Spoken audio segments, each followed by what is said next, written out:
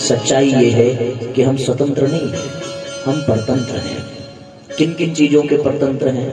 कोई परंपराओं से परतंत्र है, कोई अपने स्वभाव की बंदिश में है, कोई अपने पूर्व जन्मों के संचित संस्कार के बंधन में पड़ा है, कोई अपने आदतों के चंगुल में फंसा हुआ है, कोई वातावरण के दुष्प्रभाव के बंधन में फंसा हुआ है, कोई अपनी बुराइयों को, प्रवृत्तियों को, संस्कारों के बंधन में फंसा हुआ है, और कोई इन सब से यदि मुक्त भी है तो वो अपने प्रियजनों, परिवारजनों के दबाव में, बंधन में फंसा हुआ है। हमें ये मूल्यांकन करने की आवश्यकता है कि हम कौन से वाले बंधन में फंसे हैं। पूज्य गुरुदेव ने प्रज्ञा पुराण में 4 प्रकार के बंधन मनुष्य को बताए हैं। यानी सारे बंधनों को यदि 4 भाग में विभाजित कर दिया जाए तो समझना थोड़ा सरल हो जाता है, आसान हो जाता है।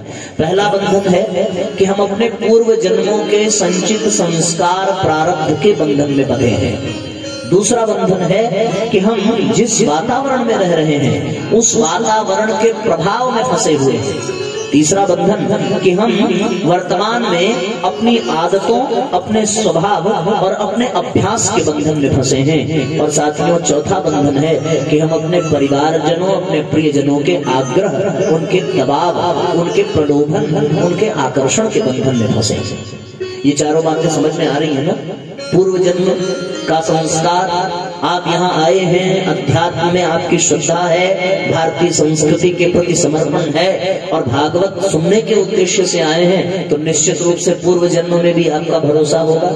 अब तो विज्ञान भी ये मानने लगा है कि चेतना की यात्रा केवल एक जन्म की नहीं है, न जाने कब से चल रही है, न जाने कब तक चलेगी, और तब से चल रही है जब से बंधन आया, और तब तक चलेगी जब तक बंधन रहेगा।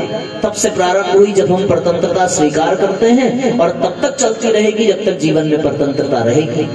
लोग कहने को भले कह दें कि भैया हम जो चाहे वो कर सकते हैं, हम जो ठान लेते हैं वो करके दिखाते हैं, पर सच्चाई ये है कि आप जो ठान लेते हैं वो करके इसलिए दिखा पाते हैं क्योंकि आपके प्रारब्ध में वो लिखा होता है। ये बात कहने का तात्पर्य बिल्कुल नहीं है कि हम पूर्ण रूपेण भाग्यवादी ही हो जाएं। ये बात कहने का बिल्कुल अर्थ नहीं है कि हम पूर्ण रूपेण केवल और केवल प्रारब्ध के ही भरोसे रहें, लेकिन हमने जो किया है उसके अनुसार तो भरना पड़ेगा ही।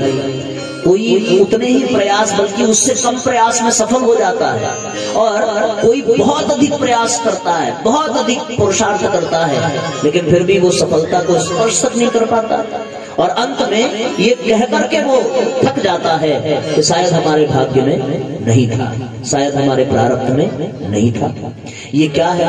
ये पूर्व जन्मों के प्रारब्ध के कारण है, ये पूर्व जन्मों के संस्कार के कारण है। एक छोटी सी घटना आपको बताऊं। 2 आदमी कुछ देरी पर एक दलदल से गुजरते हैं। पहले एक व्यक्ति दलदल से गुजरा, उसने देखा कि एक दलदल में गाय फंसती जा रही है। दलदल जानते हो ना आप लोग, जिसमें एक बार आदमी पैर रखे तो वो धंसता ही चला जाएगा। उस स्थान को दलदल कहते हैं। वहां एक गाय फंसी और वो गाय धंसती ही जा रही थी। एक आदमी उधर से गुजरा, उसने सोचा कि हम भी इसमें न फंस जाएं। उसने गाय के ऊपर पैर रखा, पैर रख करके दलदल को पार कर गया। उसके पार करते गाय और धंस गई।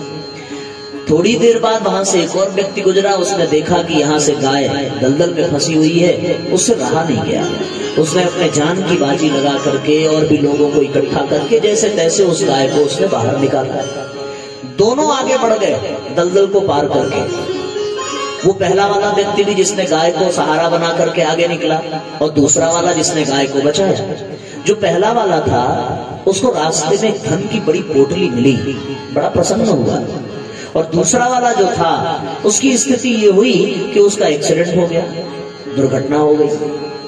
दोनों कर्म दोनों के अलग अलग, परिणाम दोनों के अलग अलग। मिलना चाहिए था जिसको धन, उसे मिला नहीं। होना चाहिए था जिसके साथ दुर्घटना, उसके साथ हुई नहीं। कारण क्या था? तो फिर शिष्यों ने जब ये बात सुनी तो अपने गुरु के पास गए। गुरुदेव के पास जाकर के उन्होंने कहा, गुरुदेव एक बात बताइए, जो अच्छा व्यक्ति था उसको धन मिल गया, जो बुरा था उसका एक्सीडेंट हो गया, इसके पीछे रहस्य क्या है? गुरुदेव ने नेत्र बंद किया। नेत्र बंद करके दोनों के पूर्व जन्मों में झांक करके देखा। और परिणाम क्या निकला?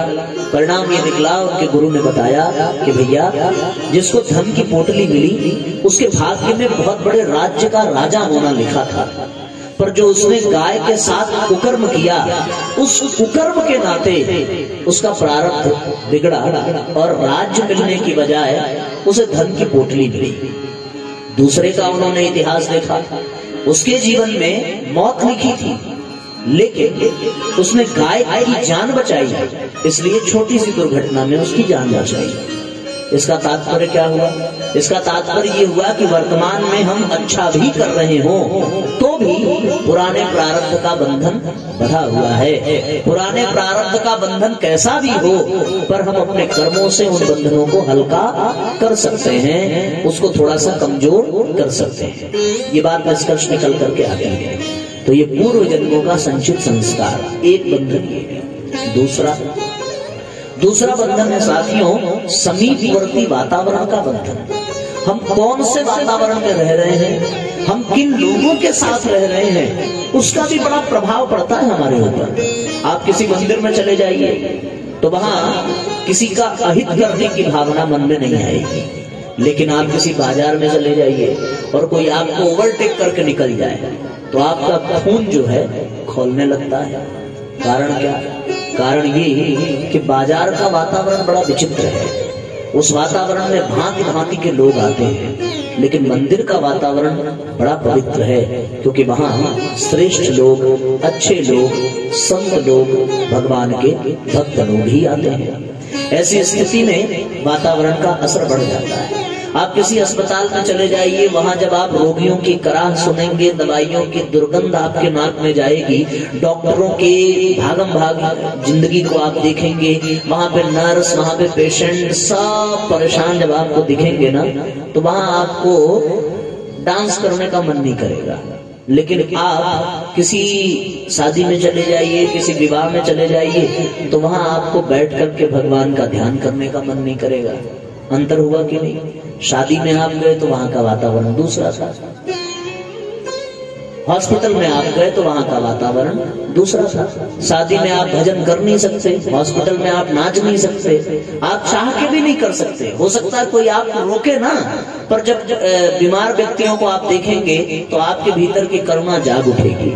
और शादियों में आपकी कितनी भी बड़ी भक्ति हो, वहां आपकी भक्ति चलती नहीं है, क्योंकि उस जगह पर वहां के वातावरण में वैसा ही माहौल बना रहता है, वैसा ही प्रभाव बना रहता है।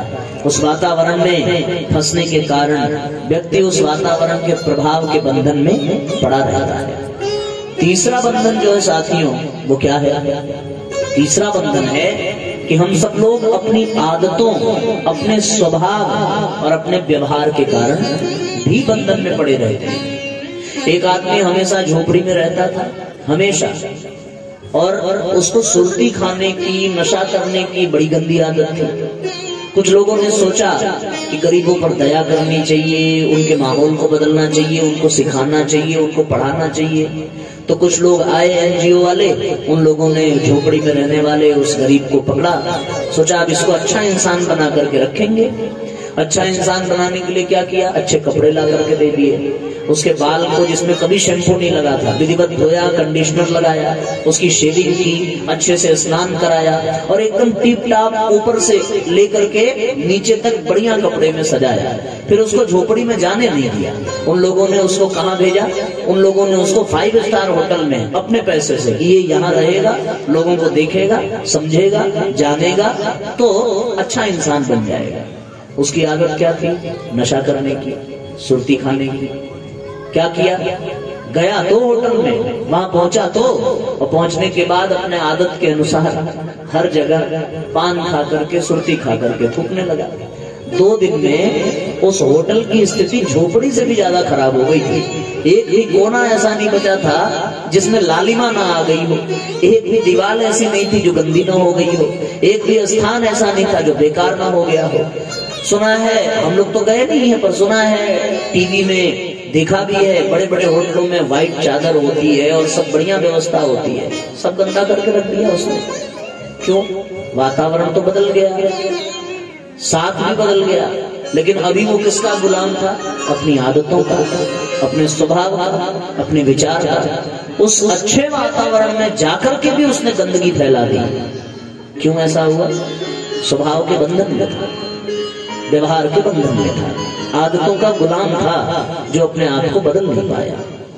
3 हो गया, चौथा था हम पूछेंगे लास्ट में, बता दे कौन कौन सा बताया। हाँ, आप लोगों का ध्यान इधर उधर जो हो रहा है ना, हम लास्ट में पूछेंगे, और जो बढ़िया बताएगा उसी को प्रसाद ज्यादा मिलेगा, बाकी लोगों को फेल कर दिया जाएगा, कल फिर से एग्जाम में बिठाया जाएगा।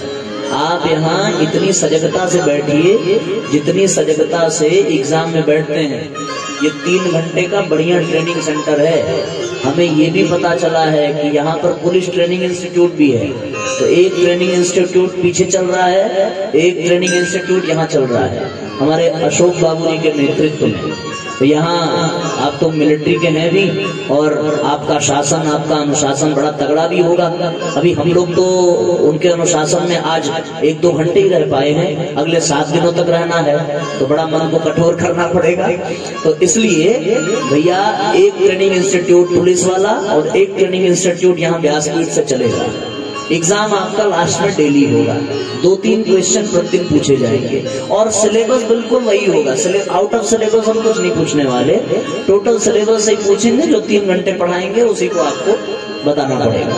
तो हमने अभी आपको बताया है 2-3 चीजें, फिर से समराइज कर देता हूँ। हम लोगों को 3 चीज क्या क्या मिली? सत्संग मिला, संतों का सानिध्य मिला, और अच्छे लोगों का समूह मिला। ध्यान देना, अभी हम पूछेंगे लास्ट में, पेपर लीक भी नहीं करेंगे कि क्या पूछेंगे। उसके बाद हमने क्या बताया कि मनुष्य अपने बंधनों में फंसा है, उसे अनुभव तो हो रहा है कि वो स्वतंत्र है, पर वो इंडिपेंडेंट है नहीं, वो ऑलरेडी बंधन में फंसा हुआ है। ऐसी स्थिति में, और बंधन कौन कौन से मैंने रिपीट कर दिया एक बार, ताकि आप अच्छे से याद कर लो, आपका पेपर अच्छा जाना चाहिए। एक भी बच्चे ने अगर मेरिट लिस्ट में आ गया ना, तो समझ लेना हमारा कहना सार्थक, और बाकी आप लोगों का सुनना भी सार्थक हो जाएगा। अगर कोई पास नहीं हुआ तब तो दोषी टीचर ही हो जाता है, पढ़ाया नहीं अच्छे से। तो हमारी लाज किसके हाथ में है? आप ही लोगों के है। अगर बढ़िया बताया तो हम आपको पुरस्कार में प्रसाद ज्यादा दिलाएंगे, और जो क्वेश्चन ज्यादा देगा उसके लिए हमारे व्यासपीठ की माला भी उसका इंतजार कर देंगे, उसके गले में जाएगी, तो सम्मान तो देना पड़ेगा। तो 4 प्रकार के बंधन में फंसा हुआ है। कौन कौन सा याद कर लो। पहला, पूर्व जन्मों के संचित संस्कार, दूसरा वातावरण का प्रभाव, तीसरा अपनी आदतें। इन तीनों को हमने विस्तृत बताया। चौथी बात जो है साथियों वो ये है, अपने परिवारजनों के, अपने प्रियजनों के आग्रह और उन लोगों के दबाव का भी एक बंधन होता है। व्यक्ति करना कुछ चाहता है, पर अपनों के दबाव में वो कर कुछ बैठता है। आपने देखा होगा, इतिहास आपके सामने है। हम चाहे राम कथा सुन लें, चाहे भागवत सुन लें, चाहे महाभारत की कथा सुन लें, वहां बहुत सारी चीजें ऐसी घटी जो नहीं होती तो बड़ा अच्छा होता, और वो घटी भी तो कारण क्या था? अपनों का दबाव ही सबसे बड़ा कारण था। राम को वन में जाना पड़ा कैकेयी के दबाव के कारण। दुर्योधन का विनाश हुआ, धृतराष्ट्र को बहुत बुरे दिन देखने पड़े दुर्योधन के दबाव के कारण। दुर्योधन का नुकसान क्यों हुआ? शकुनी के प्रभाव के कारण। पांडवों का उद्धार क्यों हुआ? कृष्ण के सानिध्य के कारण। तो वहां सब कुछ विचित्र ही देखने को मिलता है, और कारण यही है जहां जहां अपनों ने अपनों को दबाया। हमने तो ये भी सुना है, हालांकि हम इतिहास के विद्यार्थी हैं नहीं, हम साइंस के स्टूडेंट रहे हैं, पर थोड़ा इंटरेस्ट है, तो हमने ये भी सुना है कि सर्वप्रथम मुगलों का यहाँ पर शासन हुआ, तो वो भी अपनों के दबाव के कोई जयचंद नाम का था ना, उसने गद्दारी की और यहाँ पर मुगल आए और पृथ्वीराज चौहान को पराजित होना पड़ा। ये क्या है? ये अपनों का प्रभाव, अपनों का दबाव। इस बंधन में भी जीव फंसा रहता है। जिसके साथ उसने जैसा बर्ताव किया है वो इस जन्म में उसके साथ संबंध बनाकर रहेगा, और समय समय पर अपने दबाव में उसका मार्ग भ्रष्ट करता था, इसमें कोई दो राय नहीं है। इसलिए इन चार बंधनों में हम सब जकड़े हैं। आज तक हो सकता है आपको ये आभास न हुआ हो और आप इस भ्रम में हो कि हम सब स्वतंत्र हैं, पर वास्तविकता ये है कि हम कम से कम इन चार बंधनों में हैं। अब इन चारों में सारे प्रकार के बंधन आ जाते हैं। सारे बंधन इन्हीं चार बंधनों में हम वर्गीकृत कर सकते हैं, जिसे परम पूज्य गुरुदेव ने बताया। इन चार बंधनों में हम ऐसे ही फंसे हैं जैसे वो नाव में बैठने वाले लोग फंसे थे। हमें लग तो रहा है कि हम अपनी जिंदगी में आगे जा रहे हैं, हमें लग तो रहा है कि हम इससे बढ़ते चले जा रहे हैं, पर हमारे पूरे जीवन की डोर इन चार बंधनों में फंस करके अपनी गति को वो दिशा नहीं प्रदान कर पा रही है जिस दिशा में हम जाते तो और भी अधिक श्रेष्ठता का वर्ण करते। इसलिए साथियों, इन बंधनों से मुक्त होने के लिए ही हमें भागवत जैसे सत्संग में एकत्रित होना पड़ता है, होना चाहिए, और उसमें बताए गए सूत्र, बताए गए उपाय, बताए गए मंत्र को अपने जीवन में धारण करके इन बंधनों से अपने आप को मुक्त करने का प्रयत्न करना चाहिए। बिना बंधन से मुक्त किए गए प्रयत्न से आप कितनी भी यात्रा कर लो, वो यात्रा निरर्थक ही मानी जाएगी। पर यदि आपने अपने आप को बंधन से मुक्त करने का उपाय पा लिया, मंत्र पा लिया, तो फिर आपकी थोड़ी सी भी यात्रा बहुत बड़ी यात्रा के समान हो जाएगी। ये आप अनुभव कर सकते हैं। प्रहलाद ने कोई बहुत बड़ी यात्रा नहीं की थी, पर प्रहलाद अपनों के दबाव के बंधन में नहीं आया, प्रहलाद वातावरण के प्रभाव के बंधन में नहीं आया, प्रहलाद पूर्व जन्म के संचित संस्कार के बंधन में नहीं आया, और साथियों प्रहलाद अपने आदत और स्वभाव के बंधन में नहीं आया। ये आप अनुभव कर सकते हैं। इसलिए प्रहलाद ने कोई यात्रा नहीं की, बस वो बंधन से मुक्त हुआ तो वो बड़ी बड़ी यात्रा करने वालों को भी चुनौती दे दी और उनसे आगे निकल गया और वो पूर्णता तक पहुंच गया। ध्रुव किसी बंधन में नहीं आए। आप भागवत में ध्रुव की भी कथा सुनेंगे। ध्रुव न परिवार के दबाव के बंधन में आया, ध्रुव न पूर्व जन्मों के संचित संस्कार के बंधन में आया, ध्रुव न वातावरण के प्रभाव के बंधन में आया, और न ही वो किसी अपनी गंदी आदत और स्वभाव के बंधन में आया नहीं। भगवान बुद्ध के जीवन को आप झांक करके देखें। भगवान बुद्ध अपने परिवार के बंधन में नहीं आए, भगवान बुद्ध अपने पूर्व जन्मों के संचित संस्कार के बंधन में नहीं आए, भगवान बुद्ध के ऊपर कलयुग का प्रभाव भी नहीं पड़ा, और भगवान बुद्ध ने अपनी आदतों, अपने स्वभाव को भी अपने आड़े नहीं आने दिया। इसलिए वो बंधन से मुक्त हुए। उन्होंने यात्रा बहुत कम की, पर वो बड़ी सहजता से अपनी पूर्णता की ओर पहुंचते चले गए। कारण क्या था? एक ही कारण था कि उन्होंने सत्संग को माध्यम बनाया। वो सत्संग मिलेगा कहाँ? संतों की शरण में मिलेगा। सत्संग की गंगा बहती है, गुरुदेव तुम्हारे चरणों में। सत्संग की गंगा बहती है, गुरुदेव तुम्हारे चरणों में। सत्संग की गंगा बहती है, गुरुदेव तुम्हारे चरणों में। सत्संग की गंगा बहती है, गुरुदेव तुम्हारे चरणों में।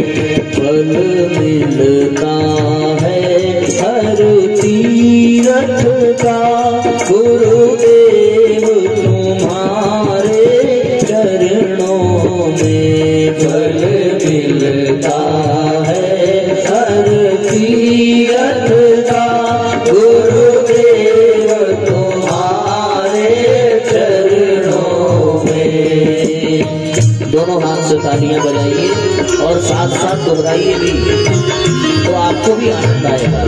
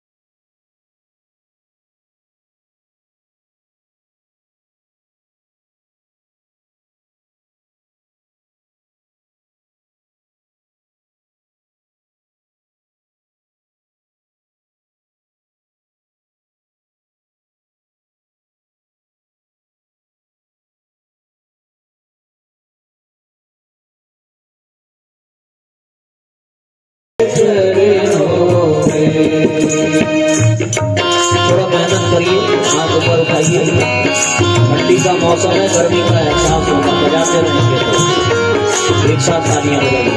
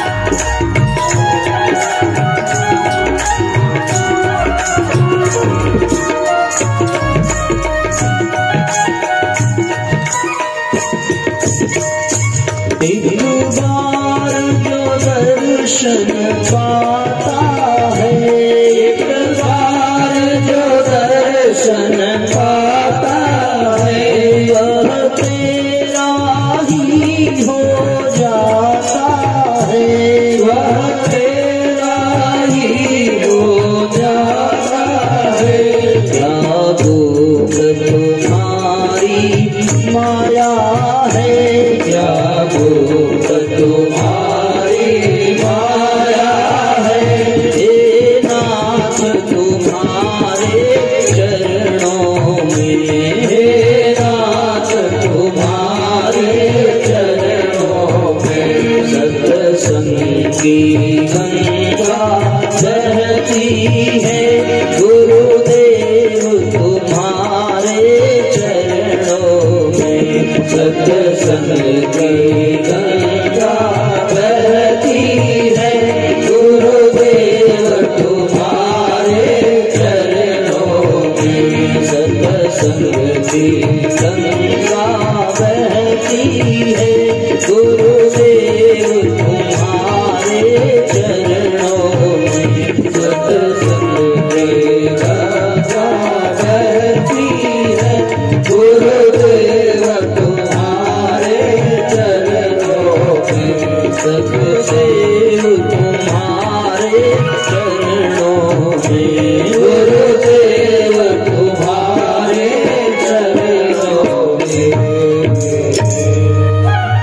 बोलिए परम पूज्य गुरुदेव की जय। सत्संग जब जीवन में आ जाए, संतों का सानिध्य जब जीवन में मिले तो हम बंधन से मुक्त हो जाते हैं, ऐसी बात नहीं है।